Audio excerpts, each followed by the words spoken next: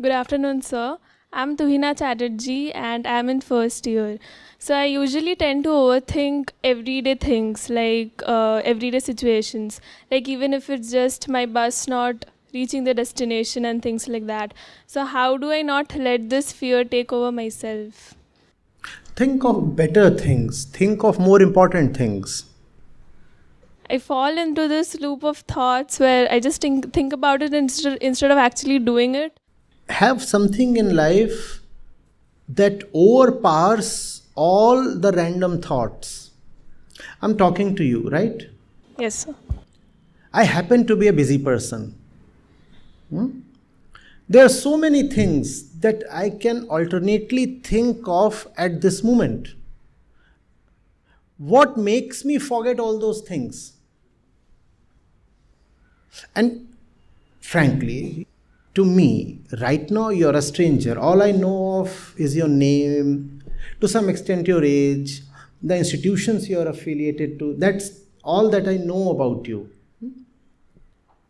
Compared to this, there is so much else that I'm involved in. There is my mission, there's my work, and this is a working day, and so many people are dependent on me for what they're doing. Why am I not thinking of them at this moment?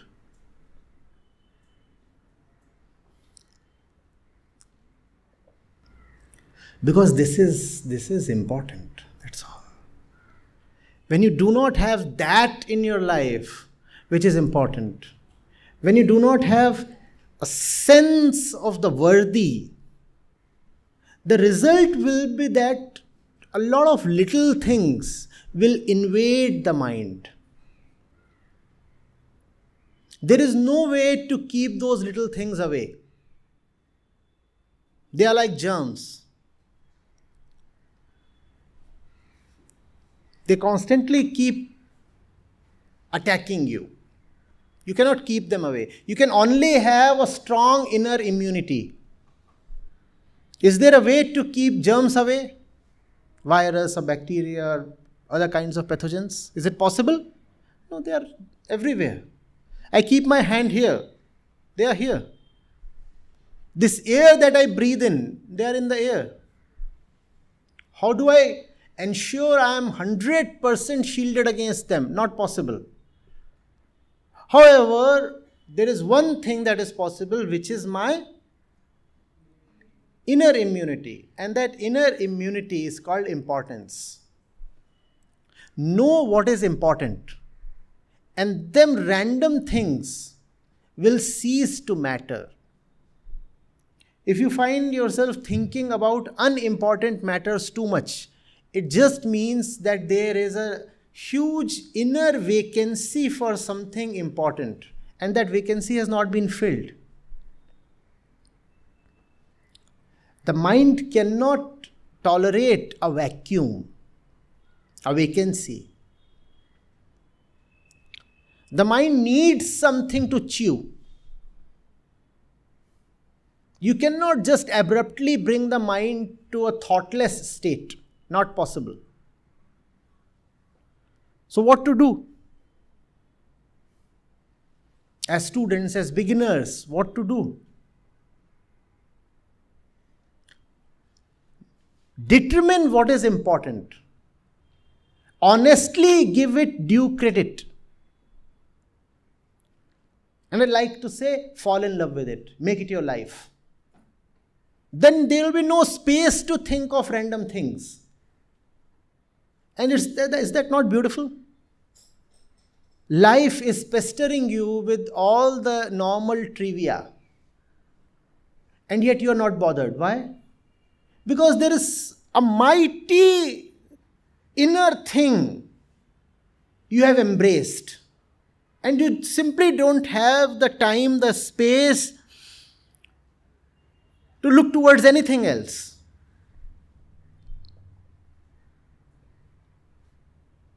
Is it hot? Yes, it is. Is it cold? Might be. Are you hungry? Probably yes. Do you need a little more money? Of course I do. Care for better clothes? Why not? But so sorry. In spite of all these things that I might potentially care for, I am occupied. Nobody will ever have enough money. Nobody will ever be able to say, I do not need more clothes or better clothes. Nobody will ever say, all my desires are now satisfied. That's not going to happen. Nobody will ever say the situations are all perfect. No. Those things will continuously remain, just like the pathogens we talked of.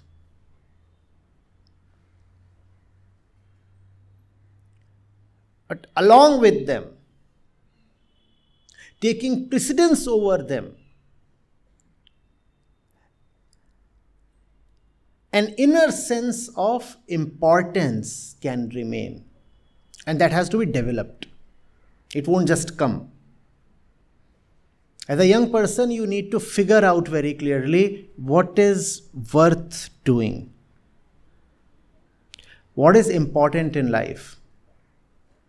Else, you're traveling to the college and you're looking out of the bus window and you see something happening, something by chance, the usual trivia, and it will capture you. And you will find yourself thinking about it 30 minutes. 30 minutes of life gone on nothing. And that's how most of us simply waste away our entire life. On nothing in particular. So what did you do your entire life? Nothing in particular. Though I was always occupied. But what did you do? Nothing in particular. Okay, let's say you get a 1 week break. A Diwali break, let's say. 10 days break. And somebody asks you, what did you do actually? Is that not an honest answer? Nothing in particular. And that's what happens when you have nothing really important to do. You do nothing. At least nothing in particular. And it's unimaginable the lengths of time that you can simply squander doing nothing in particular. 2 months summer holidays spent doing nothing in particular. Well, nothing in particular.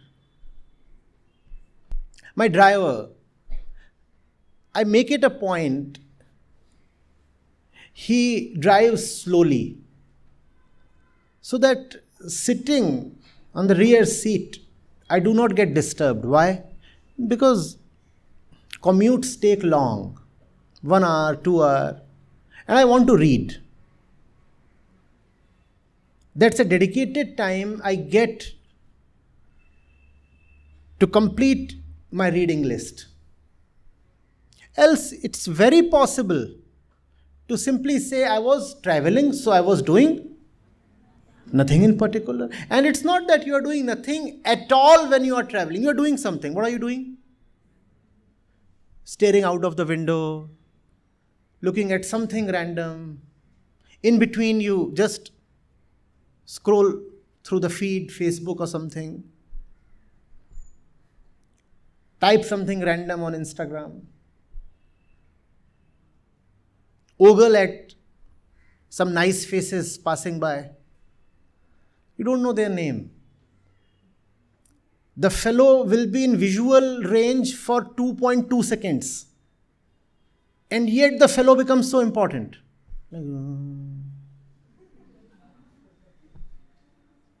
2 seconds you stare, and then for 2 minutes you think. By the time the next pretty face comes, you have already forgotten the previous one.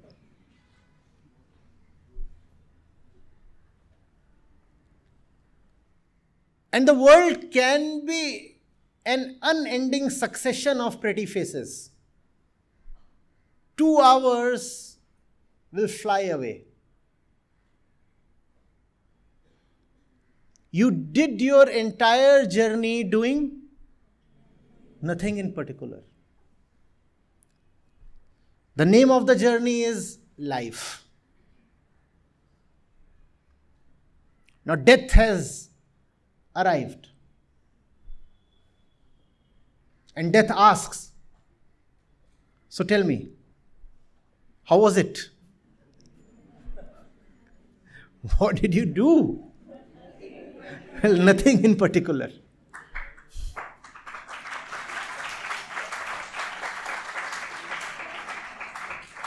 Though I was always busy. Always busy. You'll never find anyone saying, I have so much time. Kindly assign me some task. Ever found somebody begging for work? No. Everybody is running behind on schedule, right? If you happen to have a to-do list at all, of any kind, you're always behind the list. Are you not? So everybody is occupied doing nothing in particular. Have one thing worth living for. You will forget when you board the bus. You will forget when the destination has arrived. Somebody will have to prod you to get down.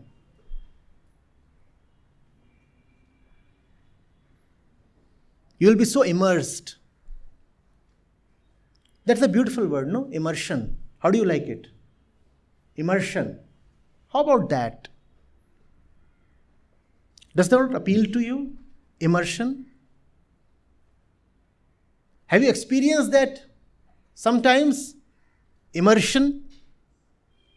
Huh? That alone is the way to live. If you're not immersed, you are scattered.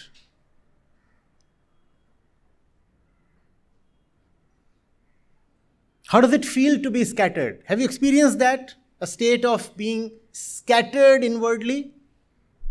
Have you? Isn't immersion beautiful? Have you seen how time stops when you are immersed? And if you can have immersion in your everyday life, that alone is the best meditation. Are you getting it? And if you can have that immersion, that is an antidote to all kinds of mental troubles. Otherwise, there is the menace of depression, anxiety, and all kinds of mental things, especially among the young.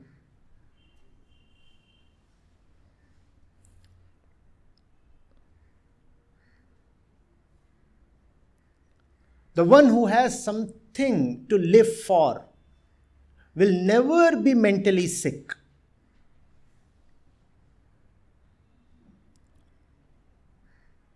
And mental illness is a pointer that life is devoid of essence.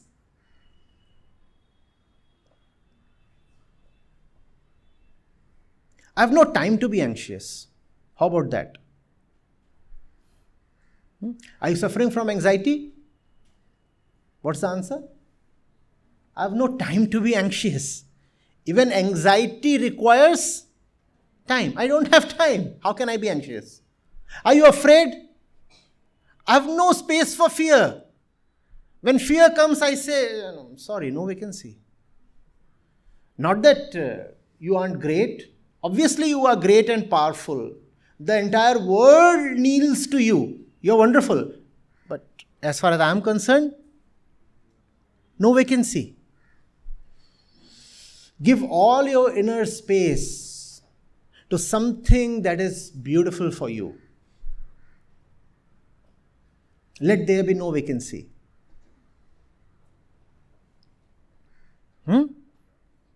Get a headband, no vacancy. Or have a t-shirt straight on your heart here, no vacancy.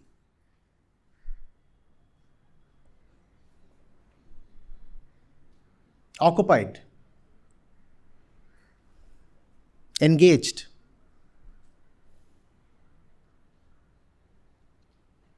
The knowers in the spiritual domain, they have said, we are wedded already.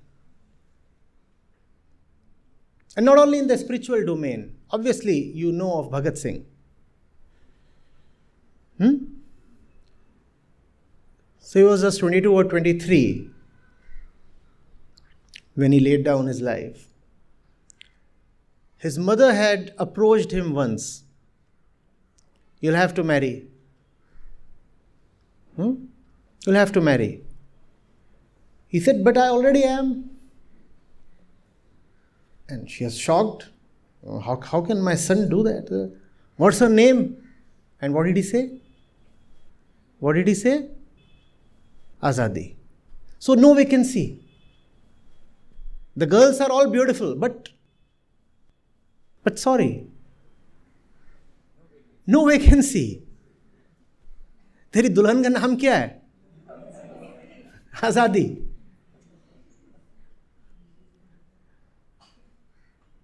Already married, no vacancy. And that's why you remember him today.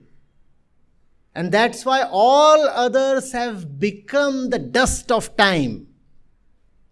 And Bhagat Singh is immortal. Even though he left his body at 23, yet he is immortal. And there were those who lived long lives for 90, 100 years. And yet, as we say, are just the dust of time. Who cares for them? That's the difference.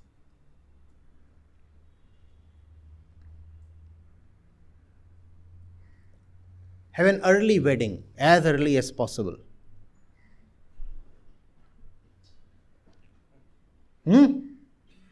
Not the kind of wedding that requires social, religious, and legal sanction and ceremonies. An internal wedding. Let nobody know of it.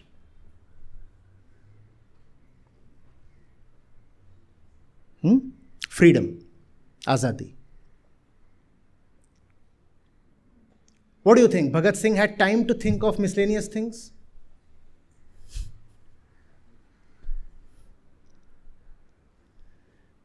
How occupied he was, you know of it. Even on the eve of his hanging, he was still reading the Bhagavad Gita.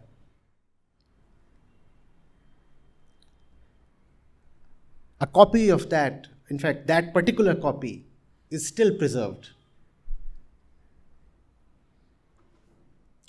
Or was he thinking, tomorrow I'll die, what will happen then? Was he thinking? No. He said, but I still have a few hours. Let me spend these hours with the beloved. I have something very important to do. Or was he doing nothing in particular? Was he doing nothing in particular even in his last hours? No. He said, let me spend this time in reading. And he was a voracious reader. At your age, he was so well read.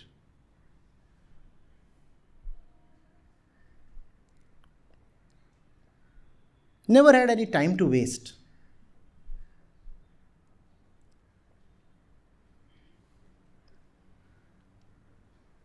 I don't know, this one is from Bhagat Singh or one of the other great revolutionaries. But they actually marked the last page they read in their favorite book.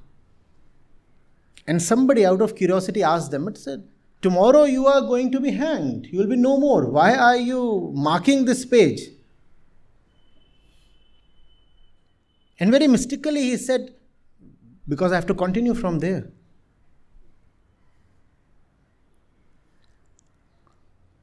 No time for self-pity,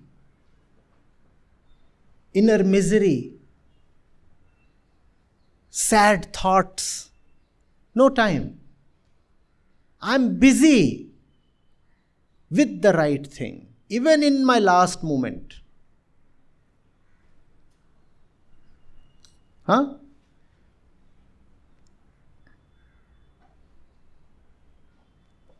How about such a life? Does it not excite you? It does not, it seems. Or does it? It does? Be extremely occupied.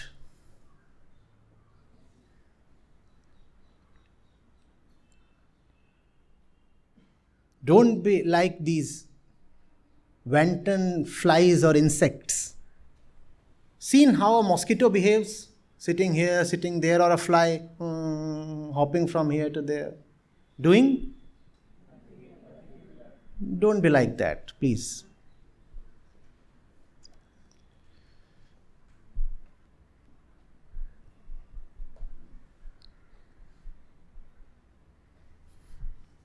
Yes, sir.